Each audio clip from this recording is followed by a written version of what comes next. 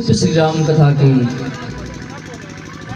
तृतीय दिवस के अवसर पर एकत्रित हुए हैं। मेरे भाई बहन, ये मानव जीवन बड़े भाग्य से परमात्मा के द्वारा गिफ्ट रूप में मिला हुआ है। भाग्योदयेन बहुजन समर्जितेन, जब भाग्य का प्रारब्ध जगता है तब जाकर के भगवान के चरणों का आश्रय मिलता है, भगवान के चरणों का लगाव मिलता है। तो हम सभी लोग भगवान की छत्र छाया में, माँ भगवती की छत्र छाया में बैठ करके कथा के तृतीय दिवस में अपने जीवन को बनाने के लिए, क्योंकि ये मानव जीवन केवल जन्म लेकर के, कमा करके, खा करके पुनः मौत के दरबार उतर नहीं जाना है। जगत में रहना है तो जीने के लिए कुछ ना कुछ करना पड़ेगा। लेकिन अब जीने के करने के लिए जगदीश को न भूल जाया जाए, भगवान को न भूल जाया जाए। इसलिए संत महापुरुष कहते हैं, जब जब समय मिले तब तब हरि को याद करो, भगवान को याद करो। कलयुग में दो ही चीज साधन है, दो ही चीज। कौन कौन सा? एक तो भगवान का नाम। जब प्रहलाद जी महाराज को हिरण्याकश्यप ने मारना चाहा, भागवत में कथा आती है। हिरण्याकश्यप ने पूछा, प्रहलाद तुझे डर नहीं लगता? मेरे हाथ में खड्ग है, कुछ ही क्षणों में तू मौत के घाट उतर जाएगा, तुझे डर नहीं लगता?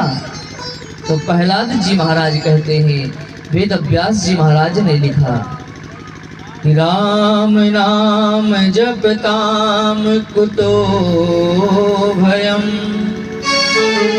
पिताजी, राम नाम जपने वाले को कोई भय नहीं होता, क्योंकि उसके साथ में ठाकुर जी रहते हैं, उसके साथ में राघव जी रहते हैं।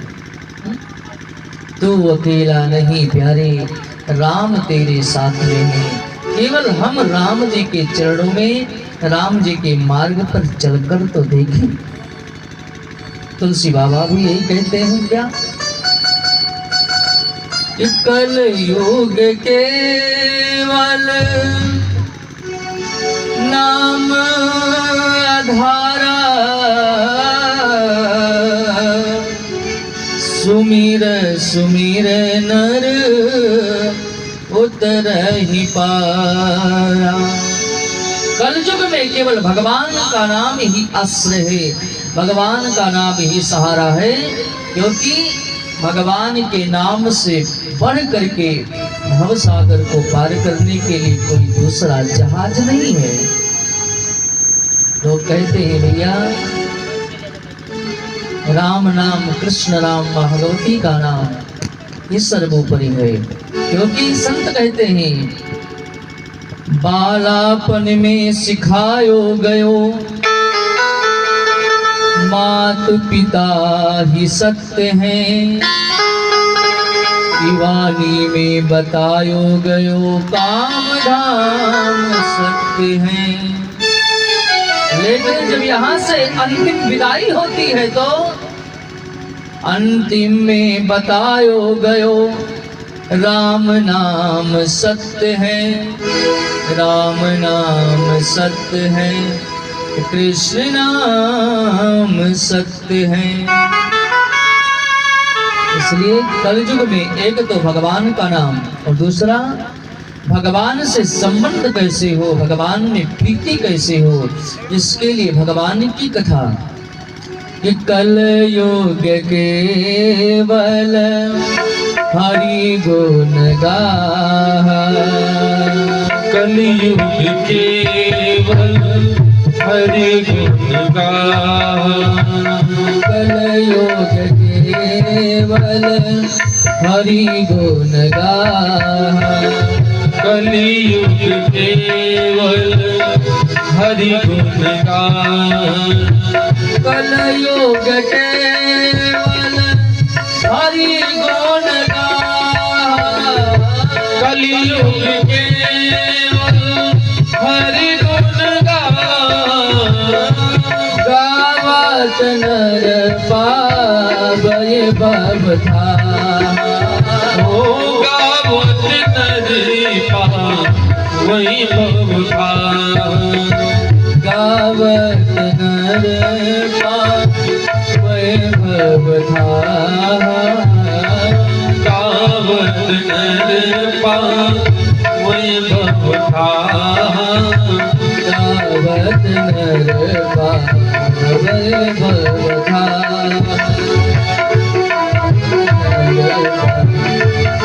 भवधाम। एक तो भगवान की कथा गा करके, सुन करके, पढ़ करके इस जीवन का कल्याण किया जा सकता है। और ये मानव शरीर बड़े भाग्य से मिला है ना। मानव के अंदर बहुत बल नहीं है, इसलिए भाग्य नहीं कहा गया कि बहुत बलवान है, क्योंकि बलवान सिंह है सबसे। लेकिन मानव के अंदर बुद्धि है, मानव के अंदर सोच विचार करने के लिए क्षमता है, बौद्धिक शक्ति है, क्या करना है क्या नहीं करना है सोच विचार कर करने लायक कर सकता है। इसलिए मानव शरीर को बड़े भाग्यवान बताया है। बड़े भाग्य मानुष तन पावा। उत्तरकांड में गोस्वामी जी ने लिखा है, बड़े भाग्य मानुष तन पावा। सुर दुर्लभ सद्ग्रंथ गावा। शास्त्रों ने पुराणों ने गाया कि बड़े भाग्य से मिला है, ये भगवान के द्वारा हुआ दिया हुआ एक अमूल्य निधि है, अमूल्य गिफ्ट है। और प्यारे मानव शरीर पा करके यदि हम और आप अपने जीवन को ना संभालें, जीवन को ना बनाएं, तो बाद में तो पश्चाताप ही पश्चाताप करना ही पड़ता है। आइए हम सभी अपने उसी जीवन को संभालने के लिए चलें, कल की कथा में प्रवेश करें। तुलसी बाबा लिखते हैं, भगवान शिव मैया सती के साथ में कैलाश के शिखर पर पहुंचे। भगवान शिव ने अपने अंतरात्मा में संकल्प कर लिया था कि सती, तूने मेरी अम्बा रानी भगवती जानकी का स्वरूप बनाया, मेरे राघव के साथ तुमने छल किया, इसलिए यही तन भेंट सती अब नहीं। अब सती तू मुझे पति के रूप में नहीं पा सकती, इसलिए कैलाश के शिखर पर भोलेनाथ पहुंचे तो वहां पर भगवान शिव ने अपने जटा को बांधा, अपने शरीर पर चिता भस्म को लगाया और वट वृक्ष के नीचे एक सुंदर आसन लगा करके ध्यानस्थ में बैठ गए। तुलसी बाबा लिखते हैं, तुलसी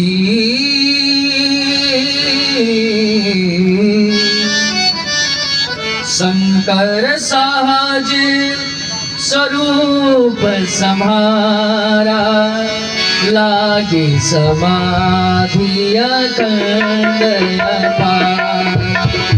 लगी समाधि अखंड अपार। लगी समाधि अखंड अपार। शंकर सहज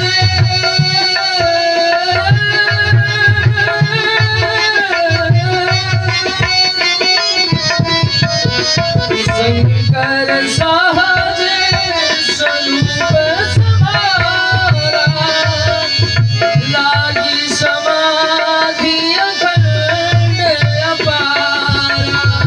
लागी समाधि अखंड अपार।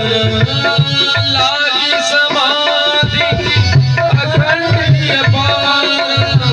लागी समाधि अखंड अपार। अखंड अपार। तुलसी बाबा कहते हैं भोलेनाथ ने अपने शरीर पर भस्मान का लेपन किया, मुंडों के बाल को पहना, सर्पों की माला को पहना, कानों में कुंडल को पहना और प्राणायाम करते हुए अष्टांग योग करते हुए वज्रासन पर बैठ करके और अपने आप को समाधिस्थ में विलीन कर दिया। और कैलाश के उच्च शिखर पर भगवती सती अकेली अपने मन में विचार करने लगी, जब से मैं अपने पिता के भवन से ब्याह करके आई, उसके बाद में भोलेनाथ ने इतनी लंबी समाधि आज तक नहीं लगाया। लगता है मुझसे कोई अपराध हो गया, लगता है मुझसे कोई गलती हो गई। पश्चाताप के अग्नि में सती जलने लगी। तुलसी बाबा कहते हैं ना, जल पे सरिस बिकाय। ए बेटा एक लोग बैठो यहाँ पे, ये लोग हटो यहाँ से, तत्काल एक लोग हटो यहाँ से। बेटा सुनो सुनो, एक आदमी को यहाँ पे खड़े जो माइक सेट करे, अडर बातें ना करे, हटाओ यहाँ से। एक आदमी को बैठे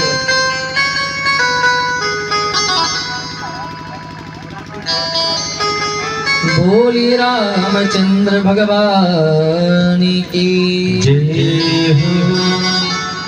तो मैं आप लोगों से निवेदन कर रहा था, माँ सती अपने मन में विचार करने लगी कि जब से मैं अपने पिता के भवन से ब्याह करके आई हूँ, तब से आज तक शिव ने इतनी लंबी समाधि कभी नहीं लगाया। लगता है मुझसे कोई अपराध हो गया, मुझसे कोई त्रुटि हो गई, कोई गलती हो गई। सती अपने मन में दुखी रहने लगी। तुलसी बाबा कहते हैं ना, जीवन में जहाँ कपटता आ जाए, जीवन में जहाँ झूठ आ जाए, जीवन में जहाँ पर एक दूसरे के बीच में आपस में मनमुटाव हो जाए, फिर वो परिवार हो, चाहे समाज हो, चाहे जैसी परिस्थिति हो, फिर वो प्रतिकूल ही हो जाती है। भाई भाई के अंदर मनमुटाव हो जाए, पिता पुत्र के अंदर कपट आ जाए, सास बहू के अंदर कपट आ जाए, तो वो जीवन नरक के समान हो जाता है। वो घर के समान, वो घर बिल्कुल श्मशान के समान हो जाता है। जल पे सरिस बिकाय, देखहु प्रीत गिरीत भली, बिलग हो ये रस पार, कपट खटाई परत पुनी। तुलसी बाबा कहते हैं, जहां पर प्रेम है वहां पर हजार अवगुण भी बिल्कुल खत्म हो जाते हैं। किस तरह? दूध और पानी, दूध का अलग मोल है, अलग दाम है, पानी का अलग मोल है, अलग भाव है, लेकिन जब दूध और पानी को एक में मिला दिया जाता है तो कोई ये ग्वाल से नहीं कहता भैया 1 लीटर दूध में कितना आपने पानी मिलाया है, कितना इसमें ओरिजिनल दूध है। बल्कि दूध अपने भाव से पानी को बेचना प्रारंभ कर देता है। यदि 60 रुपया लीटर, 70 रुपया लीटर, 100 रुपया लीटर यदि दूध है तो पानी भी उसी के भाव में जाने लगता है। ये प्रेम है। लेकिन दूध और पानी को जब अलग करना हो ना, तो खटास छोड़ दो तो दूध अलग हो जाएगा, पानी अलग हो जाएगा। इसी तरह जहाँ पर प्रेम है, चाहे घर का कोई कमजोर व्यक्ति हो या कोई सबल व्यक्ति हो या ज्ञानी व्यक्ति हो या मूर्ख व्यक्ति हो, सब एक साथ में रहकर के चलते हैं। लेकिन जहाँ पर कपट आ जाता है, जहाँ पर दोष आ जाता है, फिर वो अलगाव हो जाता है। और जहाँ पर कपटता की दीवार खड़ी हो जाती है, फिर मेरे भाई बहन चाहे जितना बनाने का प्रयास किया जाए, फिर वो बनता नहीं है। रहीम साहब ने तो कहा है, रही मन धागा प्रेम का, मत तोड़ो चटकाय, टूटो सो फिर नहीं जुड़े, जुड़े गांठ पड़ जाए। जो ये प्रेम का बंधन होता है, प्रेम का जो डोर होता है, बहुत ही नाजुक होता है। इसलिए प्यारे, चाहे पति पत्नी का प्रेम हो, भाई भाई का प्रेम हो, पिता पुत्र का प्रेम हो, सास बहू का प्रेम हो, समाज का प्रेम हो, पड़ोसी का प्रेम हो, रामचंद्रमानस कहती है, कपट आने पर सती यदि का जीवन बर्बाद हो सकता है, तो हमारे आप का जीवन कपट आने पर क्या हाल होगा। इसलिए रामायण कहती है कि जीवन में कपट नहीं आना चाहिए, जीवन में सच्चाई होना चाहिए। लेकिन प्यारे, आज का समय केवल कपटता का ही तो चल रहा है। घर में किससे कितना छिपा लिया जाए, घर में किससे कितना दुराव बना लिया जाए। पहले का समय था कि लोग भोजन करते थे घर में ना, तो एक रसोई में सब साथ में बैठकर भोजन करते थे। लेकिन आज जितने लोग हैं उतनी थालियां अलग अलग बन करके जा रही हैं। और शास्त्र कहते हैं मेरे भाई बहन, साथ में भोजन करने से परिवार में प्रेम बढ़ता है। परिवार में प्रेम चाहिए तो साथ में भोजन करिए। समाज में प्रेम चाहिए, समाज में अपनत्व चाहिए, तो समाज में आपस में बैठ करके सत्संग करिए, समाज में बैठ करके कीर्तन करिए। कहने में शर्म आता है मेरे भाई बहन, हम इतने पीछे क्यों हैं? जो लोग गुजरात गए होंगे, राजस्थान गए होंगे, उनको पता होगा। वहां पर शाम के समय माताएं बहनें पुरुष वर्ग अपने हर एक कार्य से विराम दे करके 1 घंटा भगवान के चरणों में बैठ करके भगवान का भजन करते हैं, कीर्तन करते हैं, एक दूसरे के सुख दुख को कहते सुनते हैं, उसका निराकरण करते हैं। इसलिए आज वो हमसे बहुत आगे हैं। और हम और आप जहां पर एकत्रित होते हैं, केवल एक दूसरे को नीचता दिखाने की बात करते हैं। कैसे किसको मिटा दिया जाए, कैसे किसको उलझा दिया जाए, कैसे किसको फंसा दिया जाए। इसीलिए आज हमारी बुद्धि बहुत संकीर्ण हो गई है, हम बहुत पीछे जा रहे हैं। सती मैया कैलाश के शिखर पर अकेले निवास करती है, विलाप करती है, रोती है। जिसका पति रुष्ट हो गया हो, नारी के जीवन में पति परमेश्वर है, पति ही भगवान है। लेकिन साहब, आजकल पतियों की क्या दुर्दशा हो रही है, आप लोग देख रहे हैं। किसी को प्लास्टिक के डिब्बे में भर दिया जा रहा है, किसी को फांसी लगाकर लटकवा दिया जा रहा है। ऐसे नारियों से सावधान मेरे भाई बहन, ऐसे समाज से सावधान। ये समाज न जाने कहां पर लेकर जाकर के गिराएगा।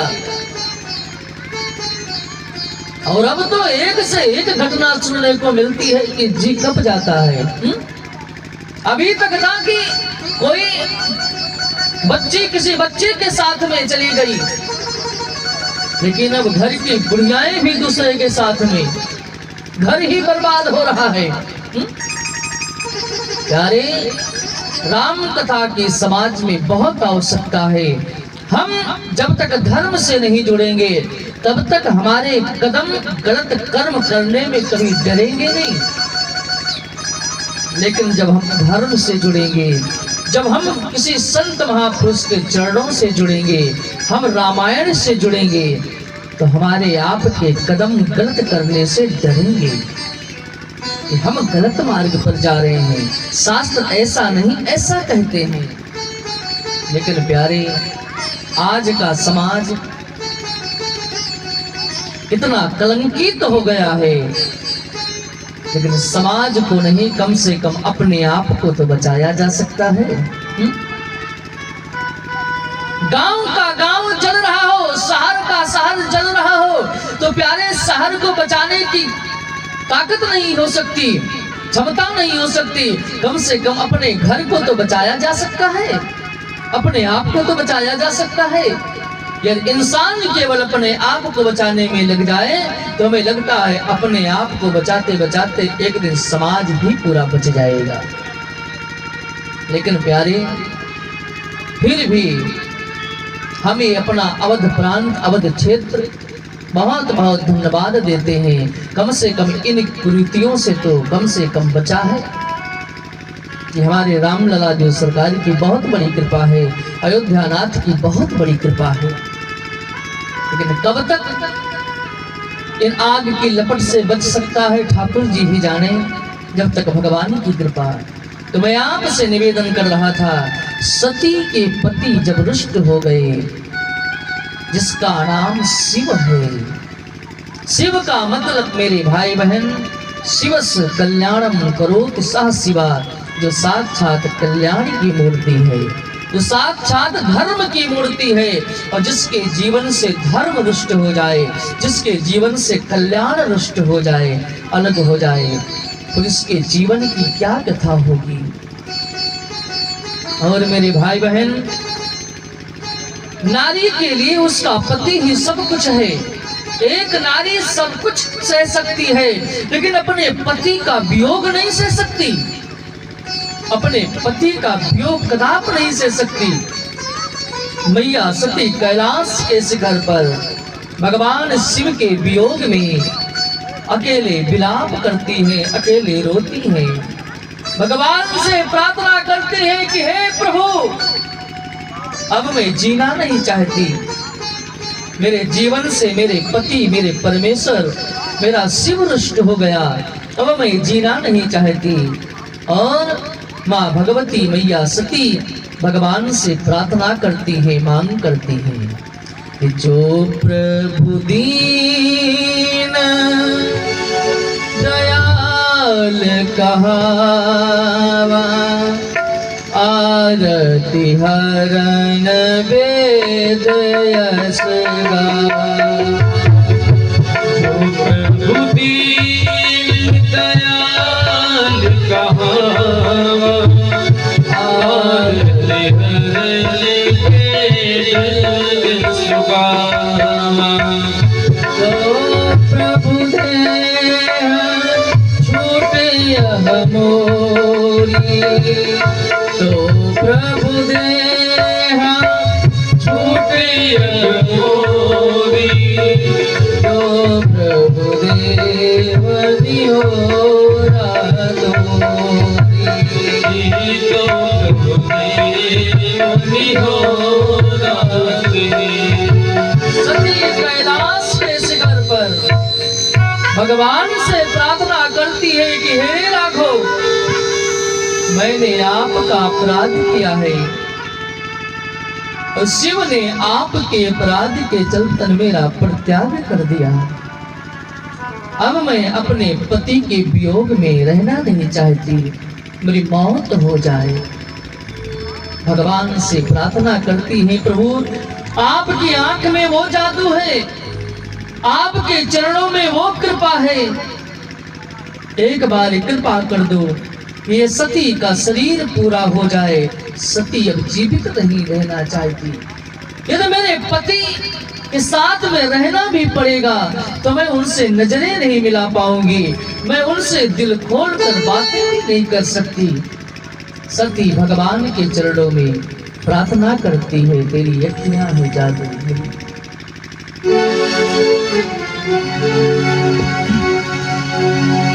तेरी अखियां हैं जादू भरी, बिहारी मैं तो कब से खड़ी। तेरी अखियां हैं जादू भरी, बिहारी मैं तो कब से खड़ी। तेरी अखियां हैं जादू भरी, बिहारी मैं तो कब से खड़ी।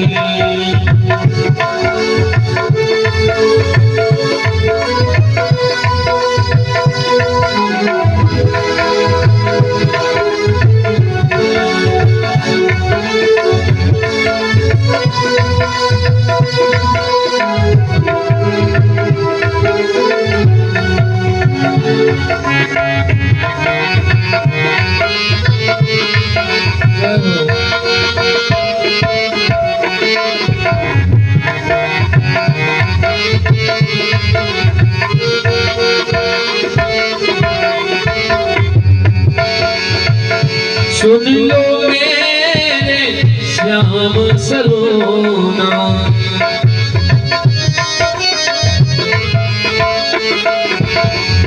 तुमने ही मुझ पे कर दिया टोना।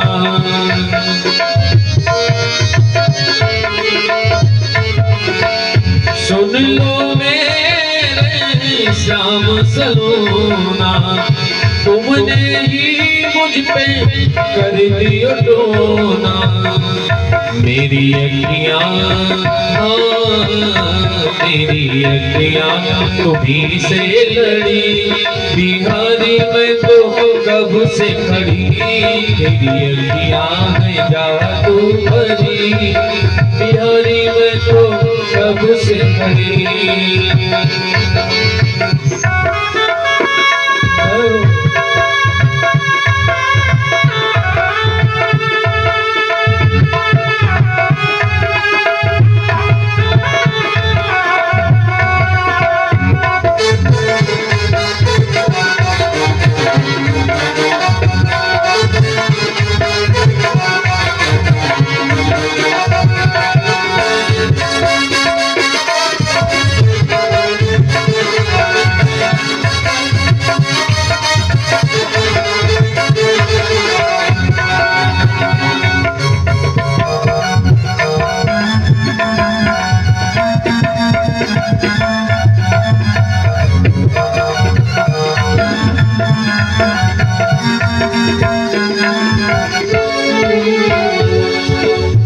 तुम सा ठाकुर और न पाया,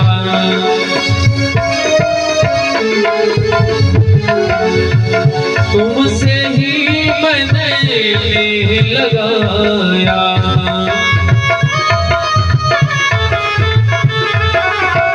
तुम सा ठाकुर और न पाया, तुमसे ही मैंने लगाया।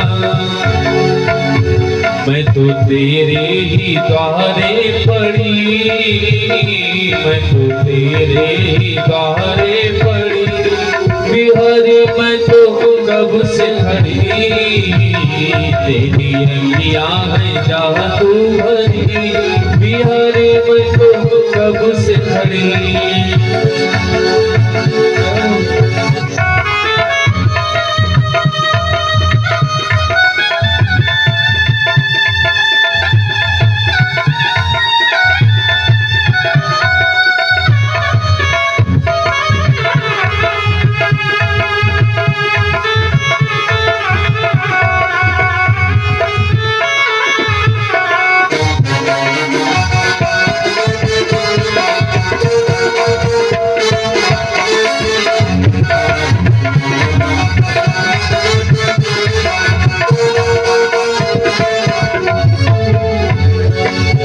कृपा करो हरिदास स्वामी,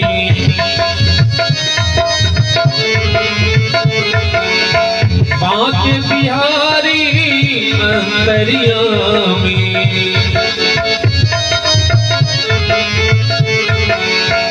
कृपा करो हरिदास स्वामी, बांके बिहारी अंतर्यामी। मेरी टूटे ना हो मेरी टूटे ना, मेरी टूटे ना तुमसे लड़ी। बिहारी मैं तो कब से खड़ी, तेरी अखियाँ है जादू भरी। बिहारी मैं तो कब से खड़ी।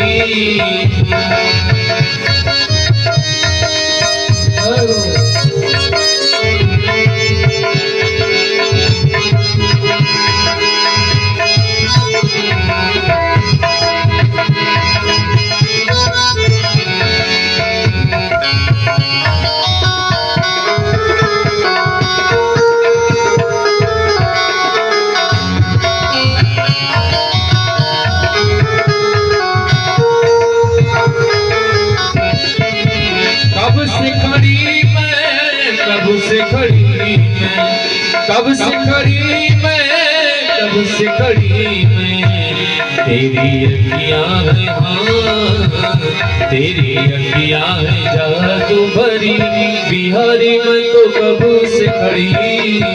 तेरी अखियां है जादू भरी, बिहारी मैं तो कब से खड़ी। तेरी अखियां है जादू भरी, बिहारी मैं तो कब से खड़ी। अरे बिहारी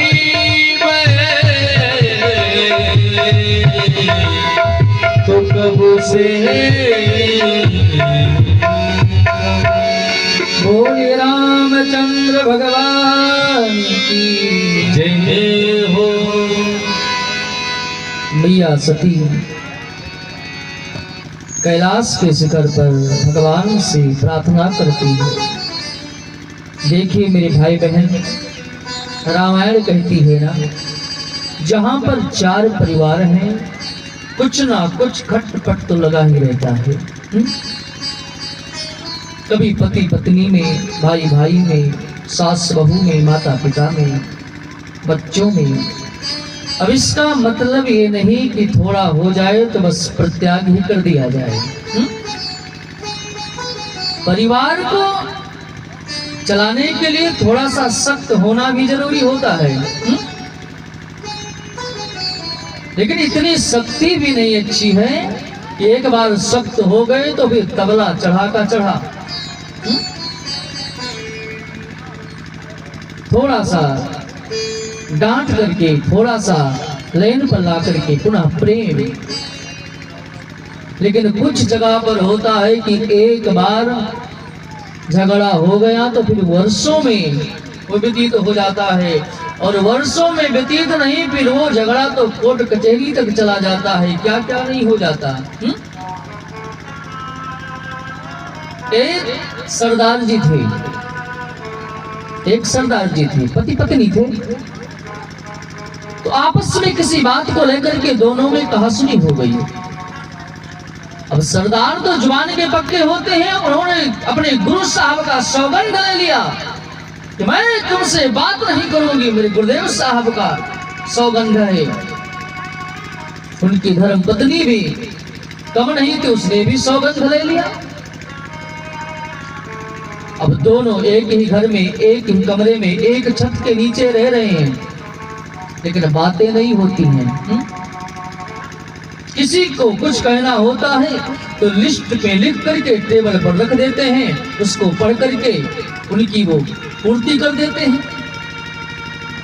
लेकिन आपस में प्रेम है। महीना भर बीता, 2 महीना बीता, अब सौगंध है, लेकिन बोले तो कौन बोले पहले?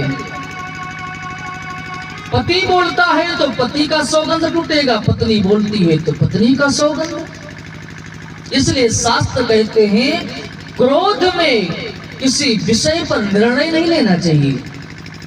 लोग क्रोध में आकर के निर्णय ले लेते हैं कि हम ये कर डालेंगे, लेकिन जब क्रोध दूर होता है तो पश्चाताप होता है, मैंने गलत निर्णय ले लिया।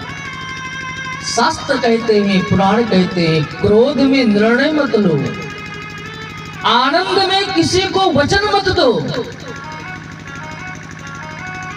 ये 2 चीज ध्यान रखने योग्य है। क्रोध में निर्णय नहीं लेना चाहिए और बहुत आनंद में वचन नहीं देना चाहिए। हो सकता है पूरा कर पाओ कि ना पूरा कर पाओ। हाँ, राजनीति की प्रथा अलग है कि वो वचन दे देते हैं, पुनः मुकर जाते हैं, वो अलग चीज है। मैं उस विषय पर नहीं जाना चाहता। दोनों बिल्कुल वचन के पक्के। बोले तो कौन बोले। 6 महीना व्यतीत हो गया। ठंडी का समय था। सरदार जी सुबह सुबह का समय था तो बैठकर अंगीठी में अग्नि सेक रहे थे, और उनकी धर्मपत्नी जी सुबह सुबह का समय था तो कुछ बर्तन साफ कर रही थी। अब सेठ जी अंगीठी सेक रहे हैं, सिगरेट का धुआं उड़ा रहे हैं, और उनकी जो धर्मपत्नी थी बर्तन साफ कर रही है। एकाएक उन्हें कपड़ा जलने का दुर्गंध आया, क्योंकि जहां पर कपड़ा जलता है तो अपना दुर्गंध चारों तरफ फैलाना चालू कर देता है। तो सरदारनी ने सोचा कि कपड़ा कहाँ जल रहा है। चारों तरफ देखा तो देखा सेठ जी अंगीठी में। सेठ जी पैजामा पहने हैं, उनका नाड़ा अंगीठी में। और ऊपर धुआं छोड़ रहे हैं। सरदारनी ने सोचा ठीक है, बोलते तो है नहीं, मैं भी नहीं बोलूंगी। पहले नारा जड़ेगा, फिर पैजामा जड़ेगा, फिर सरदार साहब भी जलेंगे। जलने तो मुझसे क्या लेना देना। लेकिन बार बार सरदारनी नारे की तरफ, अंगीठी की तरफ देख रही है। मन में सोचती है बोलूं कि ना बोलूं। पुनः विचार करती है, सौगंध है, बोलूंगी नहीं। पुनः विचार किया, पति तो हमारे ही हैं, जल गए, कष्ट होगा, इनको तो भोगना मुझे ही पड़ेगा। लेकिन सौगंध है तो क्या करूं। एक युक्ति निकाला। जिस तरफ सरदार साहब बैठ करके अंगीठी के में अग्नि सेक रहे थे, उसके विपरीत में मुख करके जोर से आवाज लगाई कि किसी का नारा जल रहा है। सेठ ने सोचा कि यहाँ पर कोई नहीं, मैं ही हूँ, नारा जल रहा है। देखा, नारा आग में तुरंत बुझाया। सरदार ने सोचा सौगंध था, बोली नहीं, लेकिन मैं भी जवाब दूंगा इसका। सरदार ने दूसरे तरफ मुंह करके कहा, किसी का नारा जल रहा है तो किसी का क्या जा रहा है। मेरे कहने का मतलब प्रेम है साहब, लेकिन उस प्रेम में सौगंध दीवार बन करके खड़ा है। तो घर में, परिवार में कुछ भी हो, लेकिन इतनी जगह जरूर रखना चाहिए कि जहां पर सॉरी की, माफी की गुंजाइश हो, माफ करने की क्षमता हो। लेकिन आज सती अकेले कैलाश पर भगवान से मांग करती है, प्रभु अब तो आप ही का सहारा है। कथा आती है, नारद जी महाराज आते हैं। नारद जी ने पूछा, मैया कैसी हो। सती और रोने लगी। बेटा नारद, जब से शिव रुष्ट हो गए, तब से कैलाश पर मुझसे कोई बातें नहीं करता, तब से मुझसे कोई हाल नहीं पूछता, मेरे दिल की बात को कोई नहीं सुनता। मैं अपने दिल के दर्द को किससे कहूं। नारद बेटा, अब एक ही चीज की मैं जीना नहीं चाहती। नारद ने कहा, माँ, मांगने से मौत भी नहीं मिलती। मौत इतनी आसान नहीं है कि मांगने से मिल जाए। लोग कहते हैं मौत बड़ी सस्ती है साहब, लेकिन सबसे महंगी है तो मौत है। कि मौत सस्ती होती तो आज बात बात में, ऑफिस में मुझे मौत आ जाए, घर में मुझे मौत आ जाए, रसोई में मौत आ जाए, हर बात बात में मौत आ जाए। यदि मांगने से मौत मिलती ना, तो जाने कितने लोग मौत के घाट उतर जाते। लेकिन आज सती मौत को मांगती है। संत नारद के चरणों में निवेदन करती है कि बेटा अब मैं जीना नहीं चाहती, अब मेरा कोई उद्धार करो, मेरा कोई मार्ग निकालो। नारद ने कहा, माँ चिंता मत करो, भोलेनाथ अब समाधि से जगने वाले हैं और समाधि टूटेगी, जा करके उन्हीं से निवेदन करना और वहीं से मार्ग निकल आएगा। ऐसा कह करके नारद जी महाराज जाते हैं। तुलसी बाबा लिखते हैं, भगवान शिव की समाधि एक दिन की नहीं, 2 दिन की नहीं, 1 वर्ष की नहीं, 2 वर्ष की नहीं, तो पूरे 87,000 वर्ष बीत गए। कि बीते संवत सहस 87, शंभु समाधि तजी अविनाशी। सहस 87, शंभु समाधि तजी अविनाशी। बीते संवत सहस 87, बीते संवत सहस 87, शंभु समाधि तजी अविनाशी। शंभु समाधि तजी अविनाशी। और जगने के बाद में राम नाम शिव सुमिरन लागे। राम नाम शिव सुमिरन लागे। जानहु सती जगत पति जागे। जानहु सती जगत पति जागे। जानहु सती जगत पति जागे। जानहु सती जगत पति जागे। जानहु सती जगत पति जागे। जानहु सती जगत पति जागे। तुलसी बाबा लिखते हैं, भगवान शिव की समाधि 87,000 वर्ष के बाद में टूटी तो जग करके राम राम कहना चालू किया। तो सती कुछ दूर पर अकेले बैठी थी, उसको राम सुनाई पड़ा तो अपने मन में विचार किया कि शिव की समाधि टूट गई। तुलसी बाबा कहते हैं कि कौन जगा? सती के पति? बोले नहीं, सती से तो रिश्ता दूर हो गया, सती से तो रिश्ता अलग हो गया। तो जानहु सती जगत पति जागे। जो जगत के मालिक हैं, जगत के नियंता हैं, अब वो जगे। जागर के माँ भगवती ने चरणों में वंदन किया। शिव ने पूछा, सती कैसी हो? सती रोने लगी, भगवान जिसका पति रुष्ट हो गया हो, जिसका संसार रुष्ट हो गया हो, उसका जीवन कैसे व्यतीत हो सकता है? अब वाम भाग में सती मैया बैठना चाहती थी, भगवान शिव ने मना कर दिया, देवी अब तुम वाम भागनी मेरी नहीं हो सकती, तो अब तुम सामने बैठो। जाय शंभु पद बंदन कीन्हा, सन्मुख शंकर आसन दीन्हा। और सती ने कहा, भगवान अब मैं जीना नहीं चाहती, अब मेरा उद्धार करो, मेरा कल्याण करो, क्योंकि आपके वियोग में मेरा जीना बिल्कुल जहर की समान है। भगवान शिव ने कहा, पागल ऐसा कोई सोचता है क्या? अरे तेरे लिए कैलाश है, तेरे लिए मायका है, तो क्यों मरना चाहती है?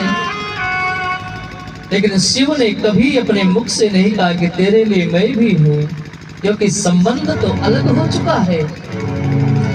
बहुत प्रार्थना करने पर भगवान शिव से शिव ने कहा कि देवी तेरा कल्याण केवल राम कथा कर सकती है और कुछ नहीं कर सकती। भगवान शिव कैलाश के शिखर पर मैया सती को राम कथा सुनाना प्रारंभ करते हैं। उसी समय महाराज सती के पिता महाराज दक्ष प्रजापति के ईश होते हैं। शिव के प्रतिशोध की भावना में हरिद्वार के पावन धरती जो आज कनखल है, वहां पर एक यज्ञ की रचना करते हैं। सबको निमंत्रण दिया, शिव को निमंत्रण न दिया, बदले की भावना से। एक बार की बात है, प्रजापति के ईश बनाए गए महाराज दक्ष, तो उनका स्वागत होने के लिए समारोह रखा गया। उसमें सब देवी देवता पधारे। भगवान ब्रह्मा, भगवान विष्णु जगत के पिता, जगत के रचयिता हैं, वो प्रजापति दक्ष के आगमन पर खड़े न हुए और शिव उस समय समाधि में थे। तो जो आंख मूंद करके पूजन कर रहा हो, कौन आ रहा है कौन जा रहा है उसको क्या पता। लेकिन दक्ष ने इस बात को अपना अपमान समझा कि मेरा दामाद हो करके और मेरा ही स्वागत नहीं किया। बहुत बड़ा बुरा कहा कि हे शिव, रहता शमशान में है, भूत प्रेत की टोली में है, तू किसी का सम्मान करना क्या जाने, तेरे अंदर जो है तू वही कर रहा है। और यहाँ तक कह दिया कि तुझे आज के बाद में यज्ञ में कोई भाग नहीं देगा। ऐसा कह करके दक्ष के लिए रखा गया था आशीर्वाद समाज, लेकिन वहां पर श्रापा श्रापी का सभा हो गया। भगवान विष्णु ने कहा, भैया ये सब क्या हो रहा है, सबको वापस किया। अब लेकिन दक्ष ने श्राप दिया कि यज्ञ में भाग शिव को नहीं होगा, इसलिए यज्ञ होना ही बंद हो गया। अब प्रारंभ कौन करे? तो ये श्री गणेश ने कार्य किया दक्ष ने। कनखल की धरती पर यज्ञ करना चालू किया, सबको निमंत्रण दिया, शिव को निमंत्रण न दिया। आज जब मैया सती को कथा कहना प्रारंभ किए तो उसी समय देवता लोग आकाश से विमान लेकर के कैलाश के ऊपर से निकलने लगे। देखो देवता भी ना बड़े कौतुकी हैं।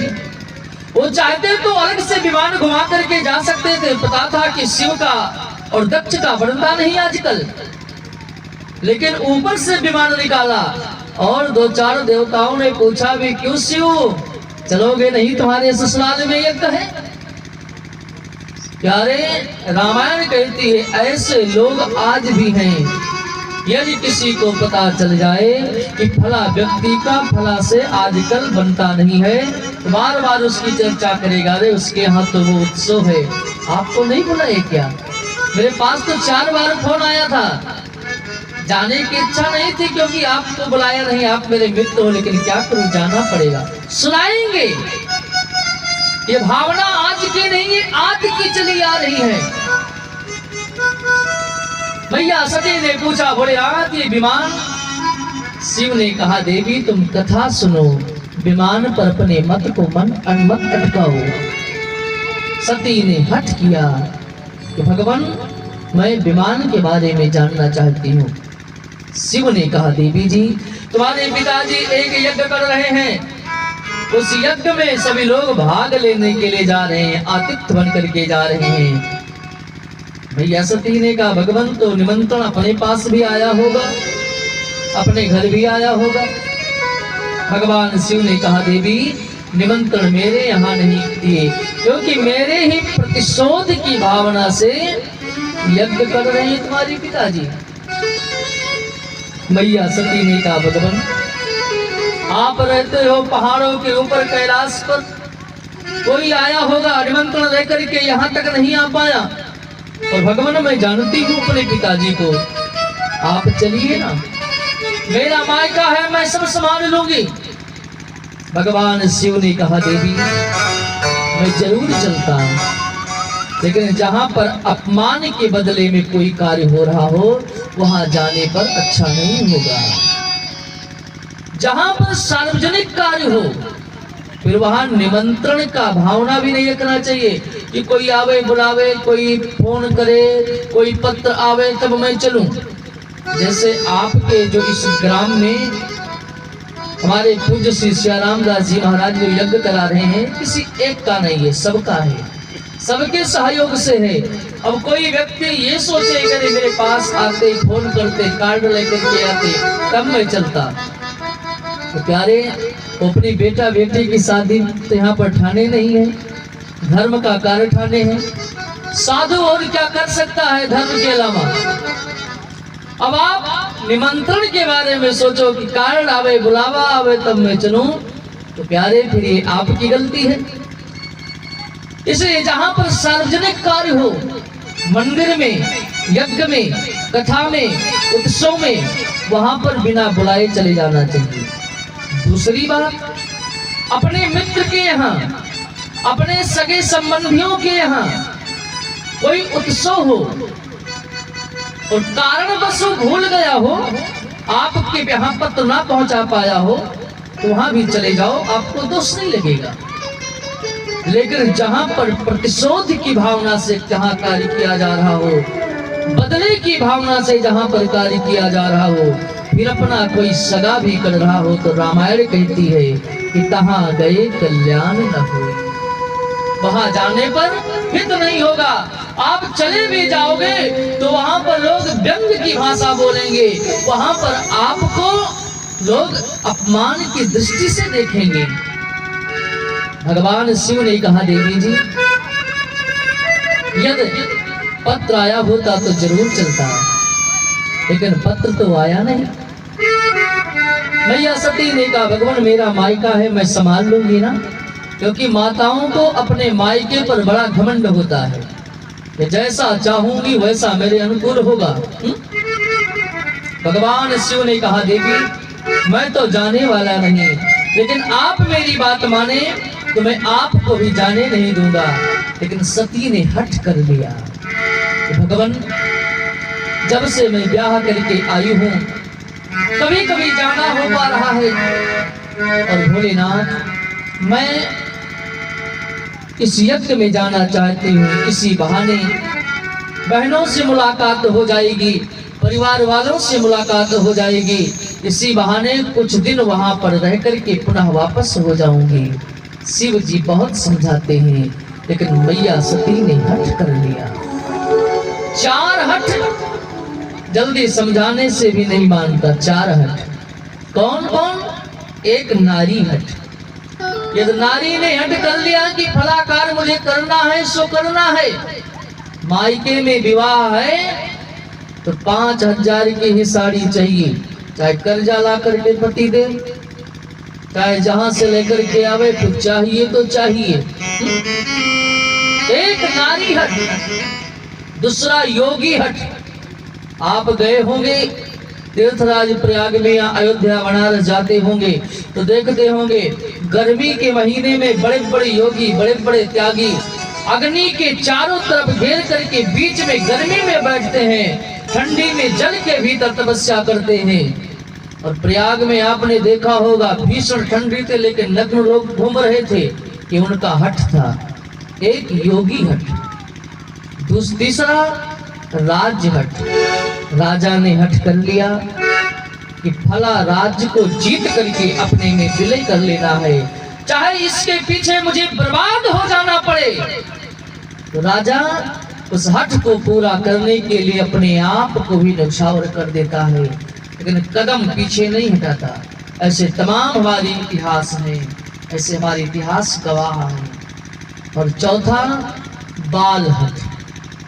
छोटे से बालक को मेला लेकर के जाओ, या उसने हठ कर लिया कि मुझे फला चीज चाहिए तो चाहिए, फिर आप चाहे जितना समझाइए, चाहे जितना उसको मारिए, चाहे जितना उसको कोसिए, आप जितना समझाओगे उतना ही रोता चला जाएगा, उतना ही मचलता चला जाएगा, क्योंकि वो बाल हठ है उसका। एक माता जी थी, छोटे से बालक को लेकर के गई मेला घूमने के लिए। अब मेला में बहुत बड़ा मेला था, उसमें हाथी भी आई थी। उस बालक ने हाथी को देखा, माँ से पूछा माँ ये क्या है? माँ ने कहा बेटा हाथी है। बेटा ने पूछा माँ क्या किया जाता है? माँ ने कहा बेटा इस पर लोग सवारी करते हैं, और जो सवारी करते हैं सो समझ लो राजा महाराजा की तरह होते हैं। फिर तो बेटा ने हट कर लिया, माँ मुझे हाथी ही चाहिए। तो मुझे कहती है ना मैं तेरा राजा बाबू हूँ, राजा बाबू हूँ, तो मैं राजा बाबू हूँ तो मुझे हाथी चाहिए। माँ ने समझाया बेटा हाथी खरीदने की वस्तु नहीं होती, कोई साधारण आदमी हाथी को खरीद नहीं सकता। अब तो बाल हटता उसने हट कर लिया। माँ समझाते समझाते रोने लगी कि मेरी हैसियत नहीं है, मैं हाथी नहीं खरीद सकती। 2-4 चाटा भी बालक को लगा दिया, लेकिन बालक और मचलता गया और मचलता गया। एक महात्मा जी जा रहे थे, उस देवी जी को देख करके कहा बहन क्यों छोटे से बालक को मार रही हो? उस माँ ने कहा महाराज मैं क्या करूं, ये छोटा सा बालक मुझसे कह रहा है हाथी खरीदो, और मेरी औकात नहीं है कि मैं हाथी खरीद कर इसको दे पाऊं। उसने एकांत में बुला करके समझाया, कहा छोटा सा बेटा है ना, युक्ति निकालो, बात भी रह जाए और तुम्हारी औकात के हिसाब से काम भी हो जाए। बोले महाराज क्या करूं? बोले एक मिट्टी के हाथी को छोटा सा ला करके दे दो और कहो बेटा तुम छोटे हो तुम्हारी हाथी छोटी है, तुम बड़े होगे तुम्हारी हाथी भी बड़ी होगी उसी समान होगी। और ऐसा समझा दो कि बालक तेरा मान जाएगा, जब बड़ा हो जाएगा तो बुद्धि हो जाएगी कि हाथी सबके बस की बात नहीं है। और माँ ने एक मिट्टी के खिलौने की दुकान से हाथी को लाकर कहा बेटा तू छोटा है ना, इसलिए ये तेरी छोटी हाथी है, जिस दिन तू बड़ा हो जाएगा उस दिन ये हाथी बड़ी हो जाएगी और तू सवारी करना और दे मेरा राजा बेटा इस पर बैठ कर चलेगा। अब रोता हुआ बेटा हंसने लगा, मुझे हाथी मिल गई, मुझे हाथी मिल गई, मुझे हाथी मिल गई। एक बाल हठ। तो ये 4 हठ युक्ति से निकला जा सकता है साहब, यहाँ पर जबरदस्ती नहीं हो सकता। मैया सती ने कहा भोलेनाथ मैं अपने मायके पर जाऊं। भगवान शिव ने कहा देवी ये तुम जाना चाहती हो तो जाओ, इसमें मैं क्या कर सकता हूँ। कुछ गणों को साथ में दिया, लेकिन भगवान शिव तो जानते हैं कि आज सती जाएगी, पुनः वापस होने वाली नहीं है। सती मैया चलती हैं, कैलाश के शिखर पर भूत रावण भोलेनाथ खड़े हो गए। मैया सती कुछ दूर पर जाती है, भोलेनाथ ने आवाज लगाई सती मत जाओ मत जाओ। सती वापस चली जाती है, कहती है भगवान आप भी चलो ना मेरे साथ में। पुनः सती चली जाती है। आज कैलाश के शिखर पर भोलेनाथ ने रोना प्रारंभ कर दिया, क्योंकि पता है सती जाएगी जरूर, वापस आने वाली नहीं है। गणों को कहा जाओ सती का ध्यान रखना, उसकी हर तरह से सुरक्षा करना। गणों के साथ में मैया सती पहुंचती हैं कनखल की धरती पर, हरिद्वार की धरती पर। सबसे पहले पिता मिला, महाराज दक्ष मिले। महाराज दक्ष ने सती को देख करके मानो आंख बबूला हो गए। तो मैंने निमंत्रण नहीं दिया फिर भी आ गई। सबको मना कर रखा है कि शिव और सती आ जाए, कोई बात नहीं करेगा। शिव तो आएगा नहीं, लेकिन सती यदि आ जाती है तो सती से भी कोई बात नहीं करेगा, क्योंकि अब सती मेरी बेटी नहीं, वो शिव की पत्नी हो गई। आज जब सती को देखा दक्ष ने तो अपने मुख को फेर करके क्रोध के मारे अलग चला गया।